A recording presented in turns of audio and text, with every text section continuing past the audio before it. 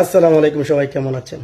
তো দেশে আসার পর নতুন 100 টাকার নোট হাতে পেলাম একটা। ওই দিন 1000 টাকার নোট একটা পেয়েছিলাম, আজকে একটা 100 টাকার নোট পেলাম। তো এটা হচ্ছে পুরাতন নোট, মানে আগেরটা, ঠিক আছে। আর এটা হলো নতুন। তো পার্থক্যটা হলো এইটাই যে এখানে দেখতেই পাচ্ছেন ডিজাইনের পার্থক্য। মানে এই সাইড দিয়ে যে ডিজাইনটা, এটা হলো এই যে ছবিটা এখানে চেঞ্জ করা হয়েছে। আর এখানে পুরা সুন্দরবন দিয়ে দিছে এখানে। আর এদিক দিয়ে হচ্ছে 7 গম্বুজ মসজিদ। আর এটা তো 7 গম্বুজ মসজিদটা মনে হয় না না, এটা ছিল আরেকটা, এটা ছিল তারা মসজিদ।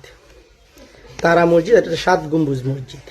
তো এতটুকুই পার্থক্য। তবে টাকা যদি বলা, এটা অনেকটাই ভারী, মানে একটু ভরি টাকা লাগতেছে এটা। আর এই টাকাটা অনেকটাই হালকা। তো এখন কথা হলো যে, এবং ছোট, অনেকটা ছোট, মোটামুটি একটু না সমান, টাকা সমান। তবে এইভাবে মনে হয় একটু ছোট করছে, না পুরো সাইজই না, সব তো সমান দেখা যাইতেছে। কিন্তু এই টাকাটা কেন জানি ছোট লাগতেছে, এটা বড় লাগতেছে, অথচ টাকা কিন্তু সমান।